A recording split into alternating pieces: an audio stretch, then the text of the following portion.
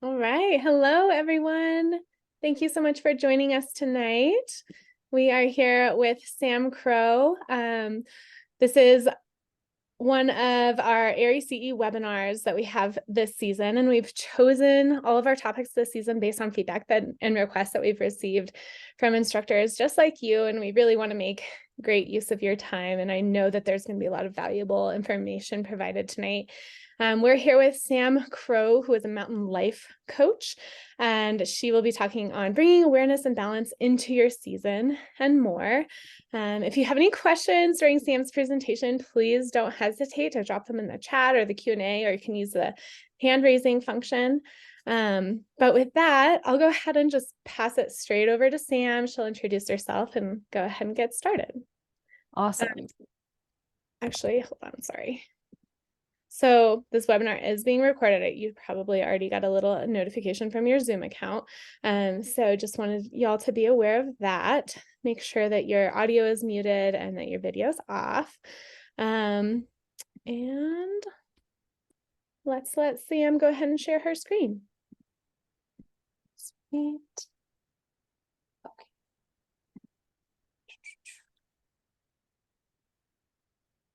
All right, good to go.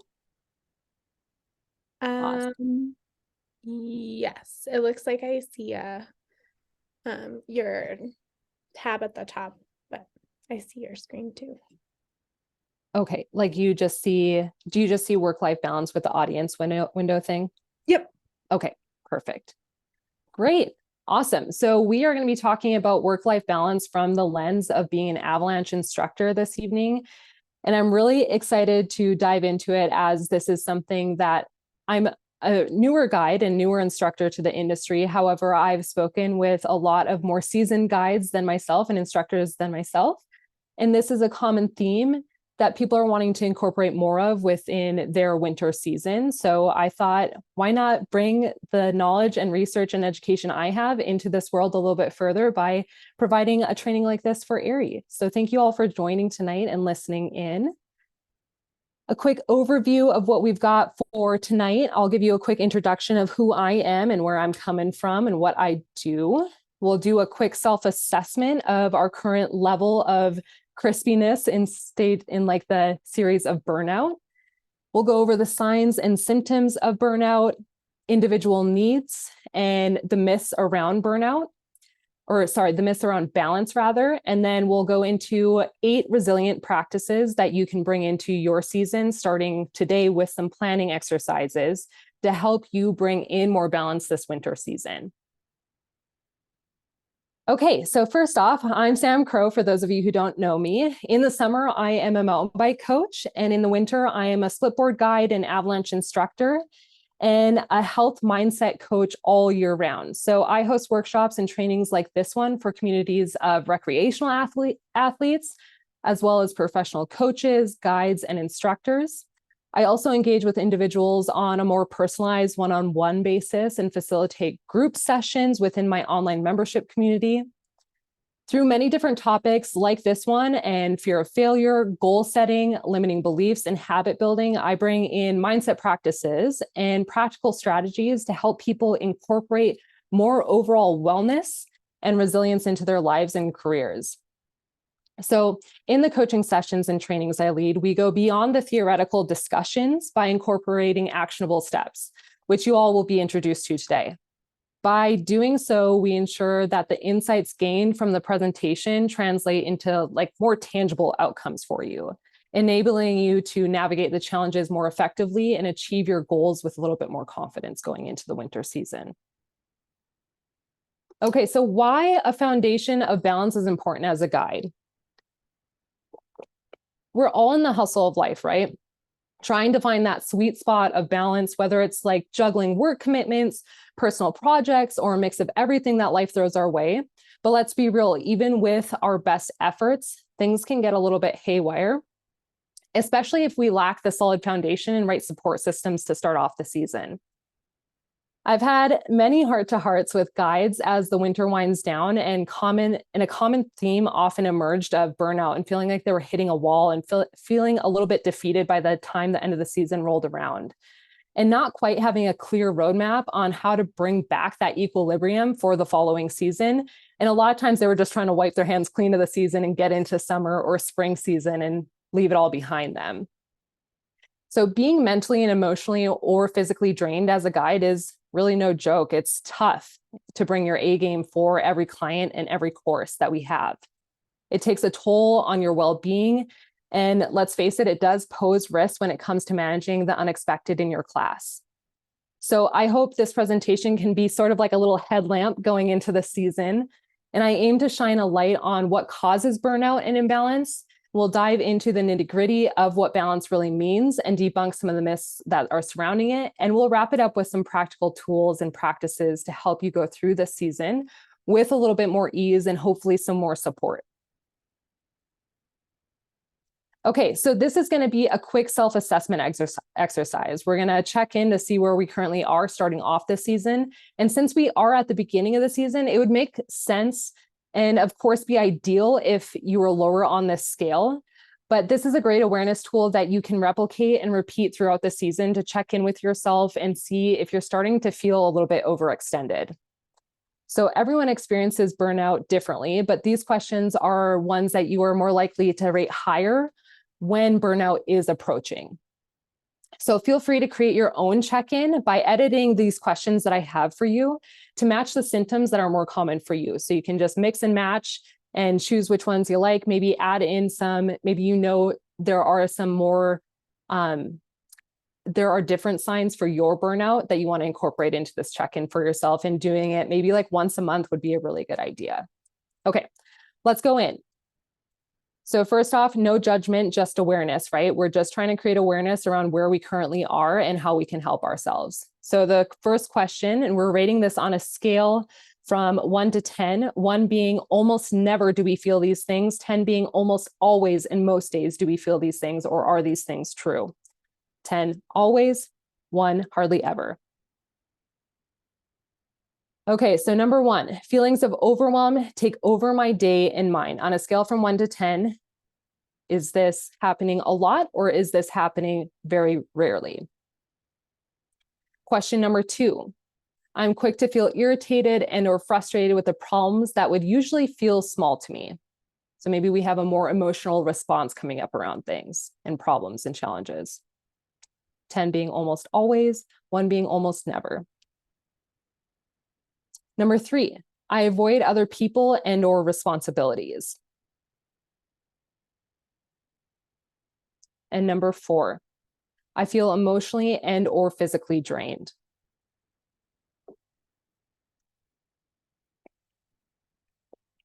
Four more. Number 5 is I have a lot of negative thoughts about my work, project, and goal, whatever is speaking more clearly to you at the time. Number 6 is I feel like I'm not getting the results and progress that I want. We kind of feel stagnant, maybe a little bit of a stuck energy. Number 7, thoughts of work come up on my personal time frequently.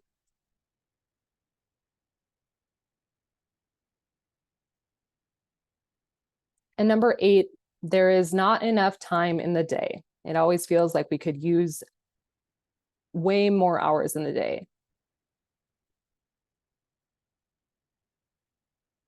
So like I said, adjusting those questions to fit you more uniquely and replacing those with any ones that maybe fit you a little bit more directly. So add up your numbers of what you got on the scale from 1 to 10 for each of those. And then this is just like a quick snippet of if you're in the 60 to 80 range, we're getting a little bit crispy. We're pretty hot. That's the higher end of feeling burnt out. 40 through 59, we're just getting hot. 20 through 39, things might be heating up a bit. And 0 through 19, we cool. Everything's okay right now. We're at a good baseline going into the season. And this, like I said, is just an awareness practice, no judgment here. We just want to kind of get a gauge of where we're coming into the season from. Okay, signs and symptoms of burnout. So excessive stress, duh. especially extended exposure to higher levels of stress. It's important to note that stress isn't inherently bad. It's part of our professional landscape. It's part of our job description to handle some of that stress. However, when it reaches a point where it manifests as emotional, mental, and physical strain, impacting your overall well-being, that's when we need to take notice. Fatigue. We're not just talking about feeling tired after a long day in the mountains. That's entirely normal. We know that. We're focusing on chronic fatigue. So day after day, feeling like you can't get out of bed and you can't wait to get back into bed. So the fatigue that goes beyond regular tiredness, affecting both your physical and your mental energy levels. With chronic fatigue, you may notice decreased productivity, maybe difficulty concentrating, and an increased vulnerability to errors, which is not good out in the field. Insomnia. So persistent difficulty falling or staying asleep is a common symptom of burnout, often linked to heightened levels of stress and hormonal imbalances from that stress. This can contribute to maybe you're feeling impaired cognitive function, mood disturbances, and an aggravation of existing stressors, making them even worse. Sadness, anger, and/or irritability. While these emotions are normal responses, persistent and intense feelings of sadness or anger or irritability in the context of burnout should not be ignored. So emotional changes often accompany the symptoms of burnout, and they serve as an important signal. So these are signals from the body trying to tell you like, hey, things aren't going that well, that your emotional well-being are being a little bit compromised at this time. Alcohol or substance misuse. As a way to cope with burnout, individuals might seek temporary relief from stress through alcohol or substances, a practice sometimes ingrained into the ski industry, which can make it a little bit tricky.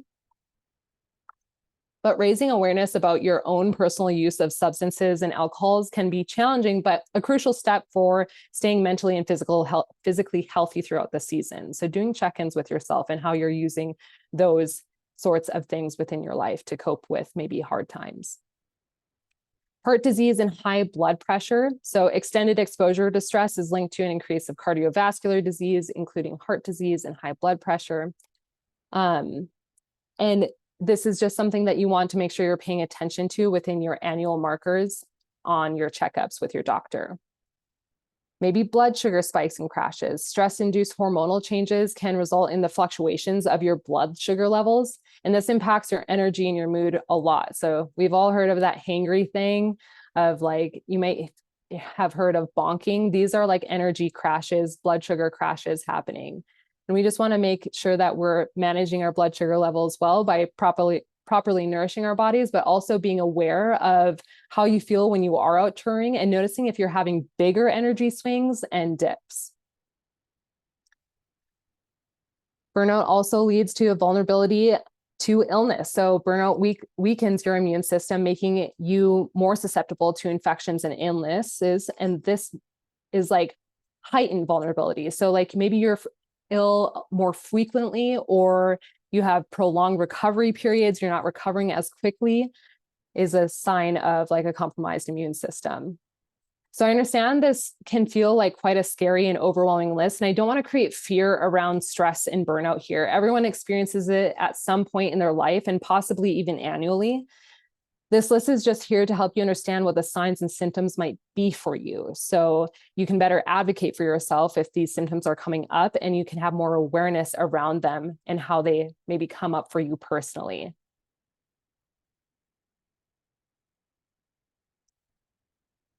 Okay, myths and complexities. So the goal is not to be perfectly or equally balanced. Life in every area ebbs and flows, right? Much like the changing of the seasons that we go through. And in the realm of guiding and instructing, winter often signifies a significant period of heightened activity, marked by full calendars and a demand for greater energy, both mentally and physically. Recognizing that your role is very much a seasonal thing as a guide is crucial. So winter bringing about this influx of responsibilities and challenges and dynamic experiences, it's part of what we do as guides. And it's time when we put our skills to the test and the demands on our time and energy are at their peak. So amidst this, is essential to release the notion that we want something that is perfectly balanced. Life rarely adheres to the perfect distributed equilibrium of personal life and work life. And attempting to achieve this in every aspect can lead to unnecessary added stress, which is the opposite of what we want here. So instead, embracing the fluctuations and acknowledging the temporary intensity of the winter season allows you to navigate these challenges with a more adaptable mindset. The key to long-lasting wellness lies within this flexibility and this adaptability. It's about recognizing that different seasons of life demand different responses. So just as winter requires a unique set of skills and energy, so do other seasons. By allowing yourself the grace to adapt and go through these shifts, you cultivate resilience and sustain overall well-being. So in essence, don't burden yourself with the extra pressure of needing to achieve perfect balance every moment of the season. Embrace the natural ebb and flow of this career and this life, recognizing that each phase contributes to your growth and your experience. This approach not only enhances your effectiveness as a guide, but also fosters a sense of fulfillment and harmony in your personal and professional life.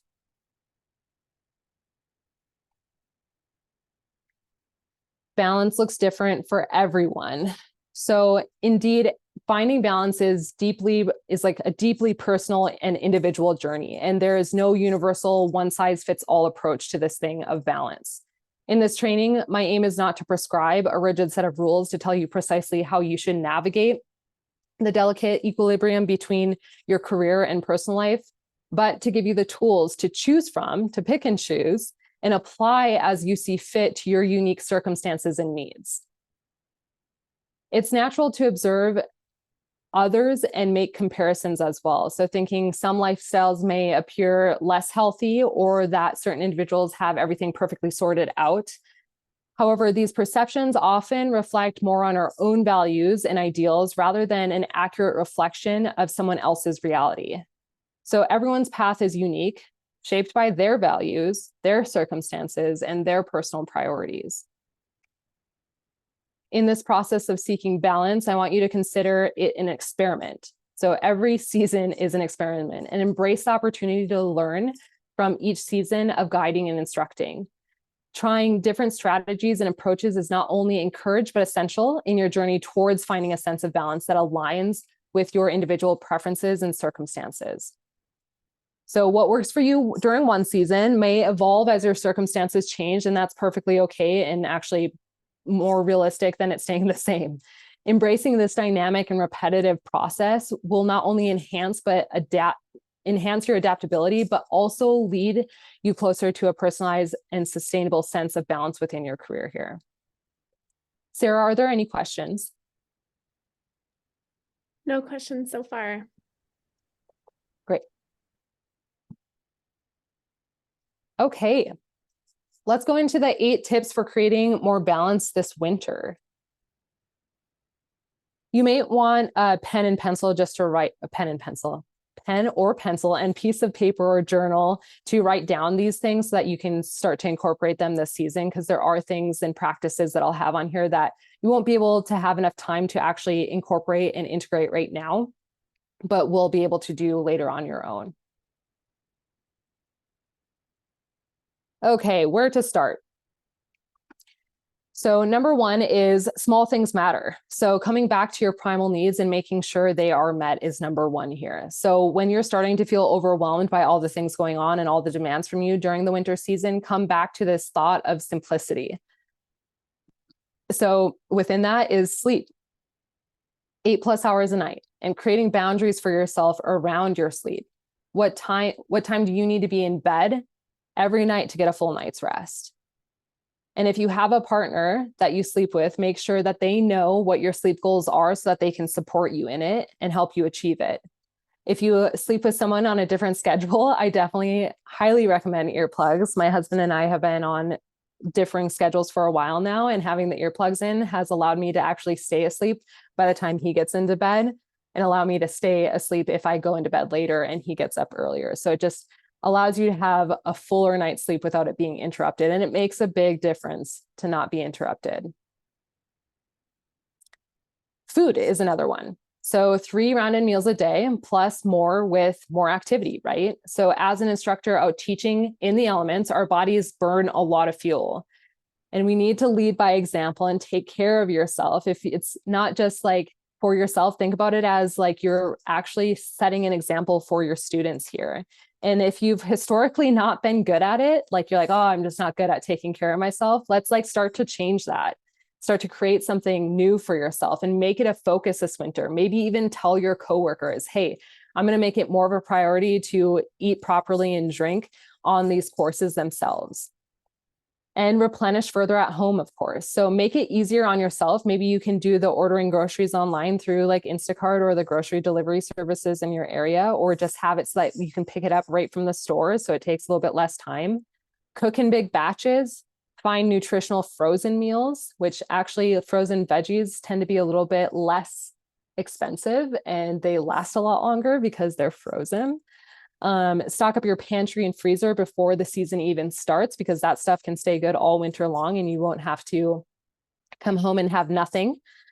And ask your friends who always have the good snacks how they do it. Maybe ask for recipes and ideas, or maybe do a frozen meal swap prep with your friends. So like you could each make a big batch of something and swap them amongst your friends so that you have all kinds of different meals to put into your freezer to take out during the winter. That might be a little bit ambitious for some, but sounds really fun to me. My favorites are soups with sourdough. So I do freezer soups. Frozen enchiladas is a really good one. Pre-cooking and freezing proteins, making breakfast burritos, and roasting big pans of veggies. The moral of the story is just get creative. Make time and space for each month or week to prep and mark it on your calendar.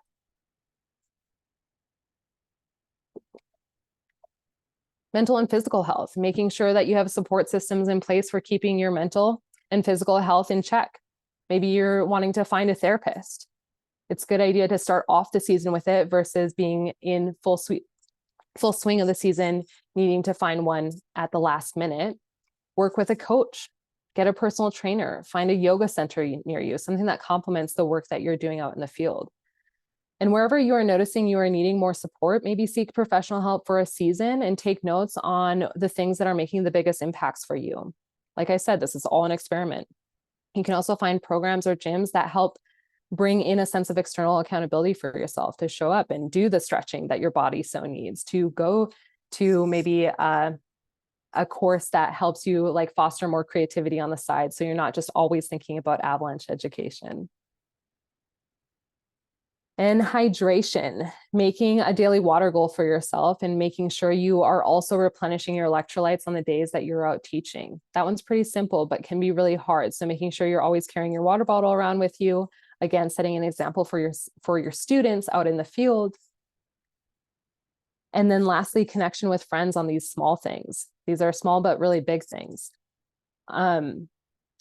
And I'll be talking more about this social support system on a few steps later down, but just making sure that you're making it a priority to connect in with your friends and family outside of the ski industry realm. These should be things that like focuses for yourself that help bring in more grounding throughout the season. So think sleep, food, water, mental and physical health, and friends. Okay, number 2, ideal season. So this is going to be a practice that you can do on your own a little bit later on, and it is a really powerful one. So give yourself time to actually imagine what your ideal season would look like.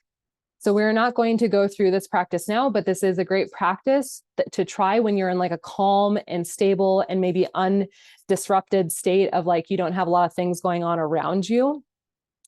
So maybe not trying it like mid-season, but if you have time in this early season to give it a go, I highly suggest it. So give yourself some time and space to visualize and or journal. If visualization is not your thing, you can storytell journal, which just means you're like answering these questions theoretically and like telling a story about what this ideal would be, and asking yourself questions like, how often do you work in this ideal season?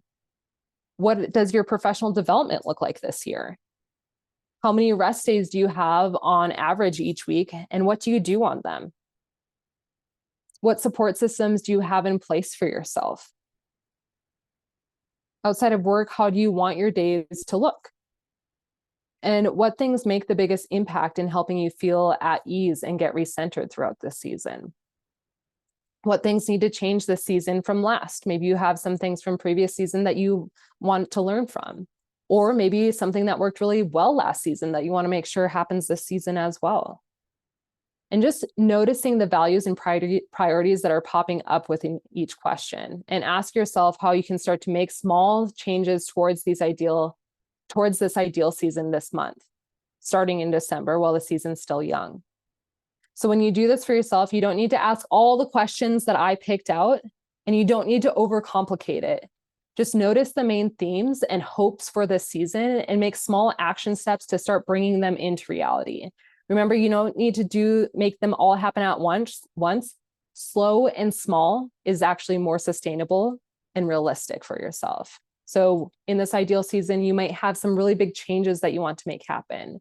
However, can you break those down in more bite-sized pieces that you can start incorporating right away?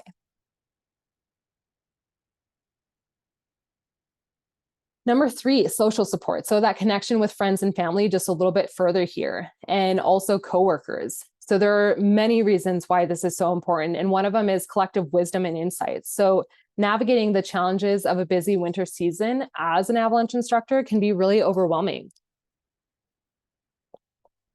Collaborating with your peers allows you to tap into a pool of shared experiences, learning from others and their similar challenges that they face. And this collective knowledge can offer a valuable perspective and innovative solutions for enriching and understanding what you can do to make your career just a little bit better and a little bit more effective, a little bit more sustainable. Maybe it's strength to continue forward. So social support can act as a source of strength, offering encouragement and motivation to persist in the face of challenges and adversity.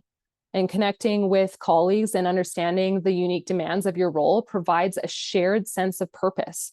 And it reinforces your commitment to the safety and education, even during these challenging times here. It also brings in accountability. So in a supportive community, accountability becomes a shared responsibility. Knowing that others are also relying on you fosters a sense of commitment to yourself as well. So it encourages each member, including yourself, to uphold the standards and responsibilities associated with being an Avalanche instructor, and also to support each other in the wellness habits that you're wanting to integrate this winter. So making sure maybe you have a coworker in mind that you're really close with and would want to start to bring some of these practices into play, and maybe making challenges for yourself of like actually nourishing yourself on the skin track, staying in touch with each other. How did it go today? Were you able to stay on top of your food for the day, on your hydration for the day? Were you able to pace yourself well that day? But having an accountability buddy in this makes it so much more achievable, and also a little bit more exciting, and also just like holds you true to it with a little bit more motivation. So social support is a dynamic force that not only mitigates burnout by sharing the burdens, but also enriches your professional journey as an instructor. So the collective wisdom, strength, and support contribute to your resilience and effectiveness during the demand of this winter season. So write down 5 people who can be in your support network this season. And ideally, it's a mix of coworkers, friends, and family, maybe a therapist or a coach.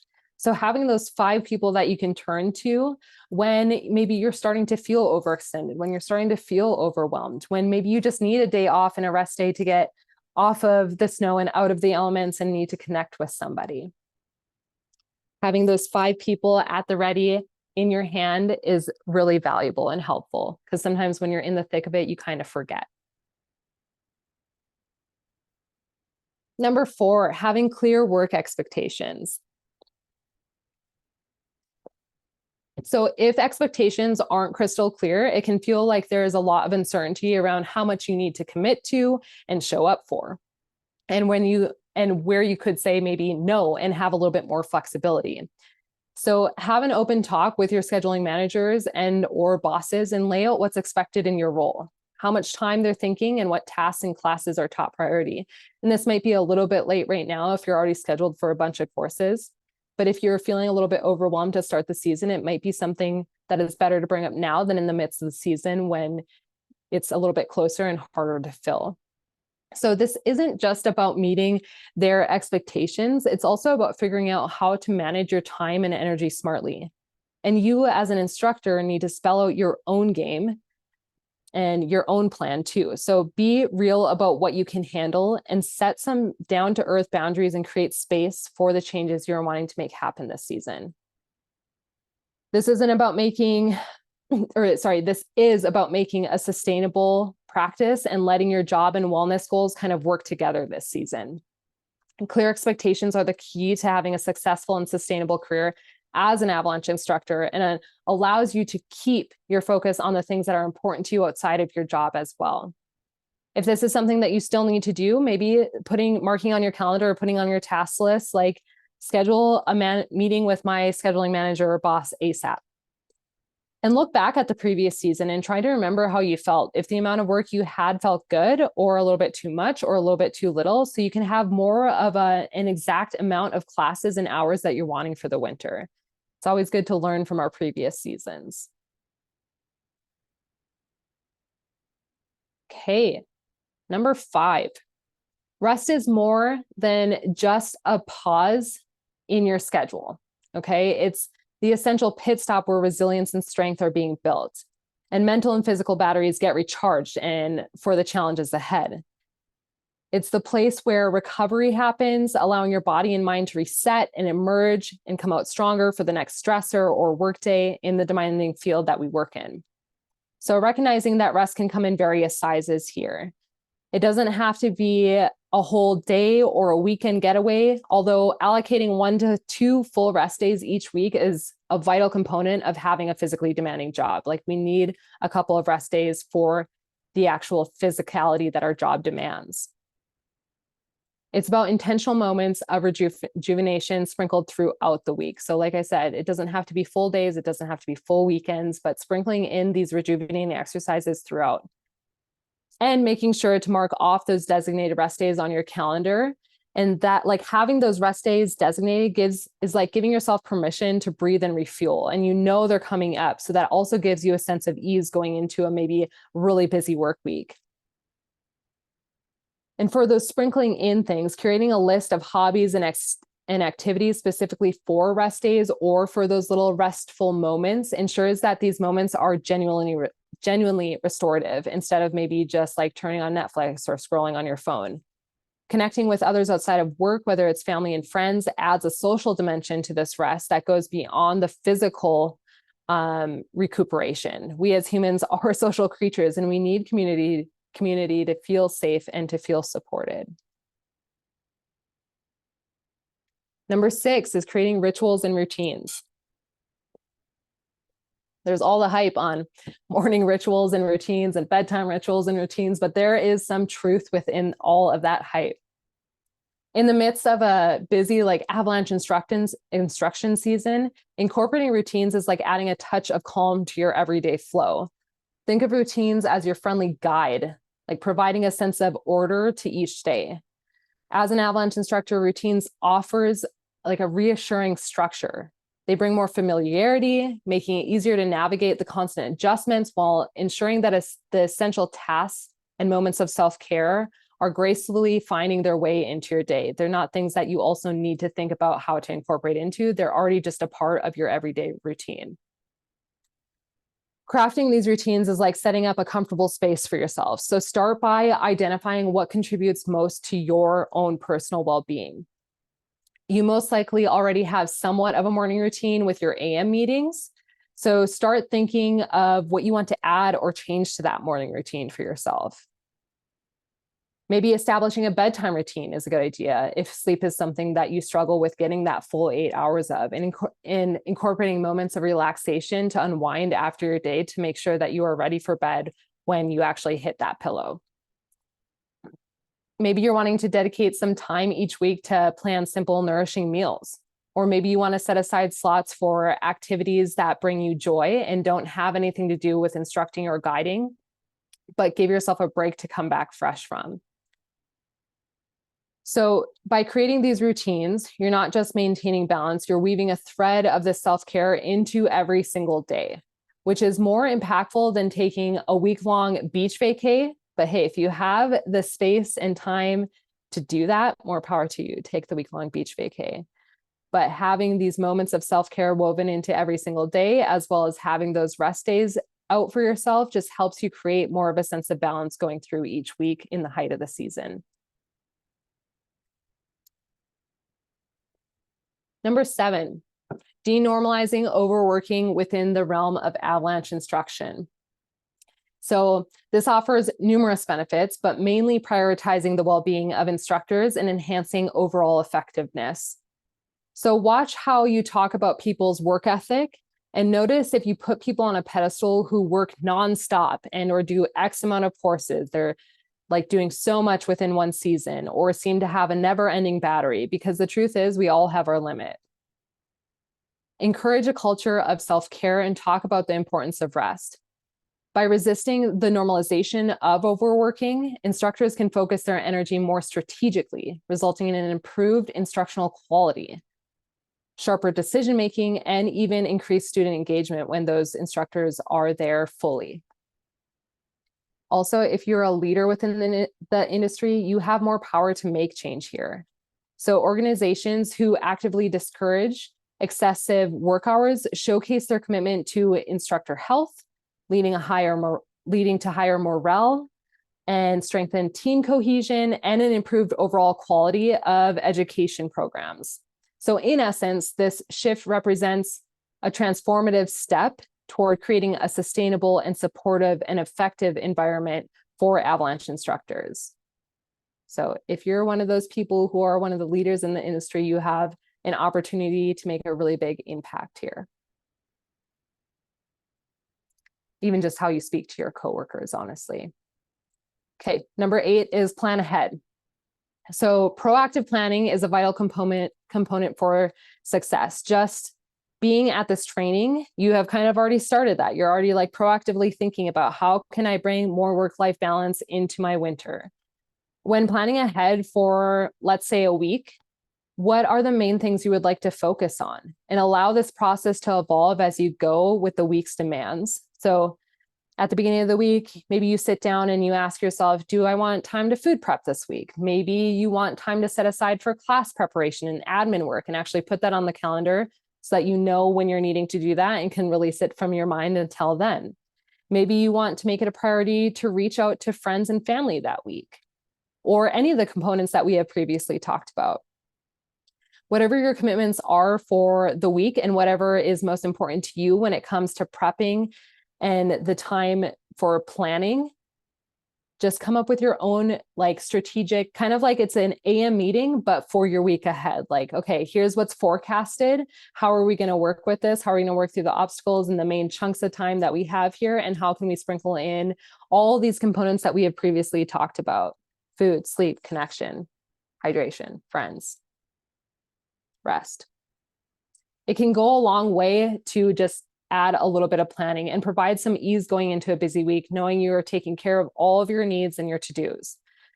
So pick a day every week or every 2 weeks that works most of the time for you, and take an hour or two out of that day to plan it out and put it on your calendar, just like the rest of your shifts are. Okay, so we went over quite a bit today. And if you are interested in maybe taking a few of these steps a little bit further, maybe that's running through your ideal season and actually creating more clarity around that. Maybe it's creating a weekly planning session for yourself. Maybe it's looking at your season ahead and actually getting a gauge on how it feels and what it looks like for you going into the season. Any of the steps that we just covered, we can take a step further into any of those and plan it out for you. This can also help you take further action on a game plan, or maybe you want to check in as the season gets into full swing. I'm offering you all like a free 1-hour gifted one-on-one coaching session with me. And we'll just go over like how things are going. Maybe we're prepping, maybe we're in the midst of it and wanting to do a quick check-in, just an accountability check-in to see if we're still incorporating all the things that we've wanted to over the course of this season, and make sure that we're still headed in the right direction. So I'll put this link. Is it okay if I put this link in the chat, Sarah? Yeah, totally. Okay. And did we have any questions at all? Nothing so far. Okay, awesome. And that is it, y'all. Thank you all so much for coming in today. And it makes me so happy that I was able to do a workshop like this for the instructors of AIRI. It makes my heart so happy and is honestly a dream come true. So I appreciate you all so much coming in tonight and listening. And I hope to hear how these tools and tips helped you. So stay in touch. You can find me on Instagram at samcrowcoaching. Let me know, or email me at samcrowcoaching@gmail.com. I'd love to hear about it. Amazing. Thank you so much for taking the time to talk with us, Sam. I really appreciate you. And I feel like there's so much good information in there. So much of it are things I'm like, yeah, I know I should do that, but it's just a matter of just actually following through and standing up for my own wellness. Yeah. I think that's where like coming in like so early in the season and actually starting to create a plan for yourself can be really effective. Absolutely. Awesome. Well, I still don't see any questions so far, but I did just want to drop a little note that we do have a couple more continuing education webinars left this season, designing your courses with accessibility in mind. I personally am really excited about this. It's with Yasmin Hashimi and Tammy Vufam. And what does it mean to operationally manage risk with our technical director, Steve Conger, and St. Clair and Josh Cole, who both are on our instructor team. And then, of course, take a moment to go to our website, avtraining.org/continuing education. There's a couple more in-person workshops left as well. There's a rescue workshop on December 18th and an instructional coaching workshop on December 19th. The one on December 18th is in Uray, and the one on December 19th, I believe, is in Washington. It is, at Mount Baker. And please just take a second to give feedback. I've also dropped that link in the chat. So we'll just leave this up here for a second. Take your phone, scan that QR code. It means a lot to us and to Sam that we can always be improving on the offerings that AIRI provides to you as instructors. And of course, I'm sure it's valuable to Sam as well, so that we can always keep growing.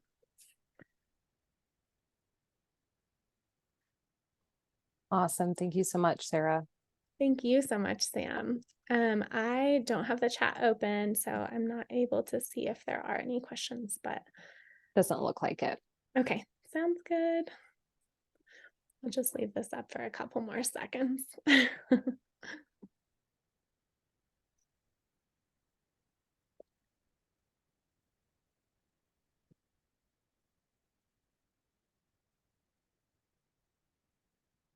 Right. Well, thank you all so much again, and hope to see you on our next webinar. Thank you all. All right, bye-bye.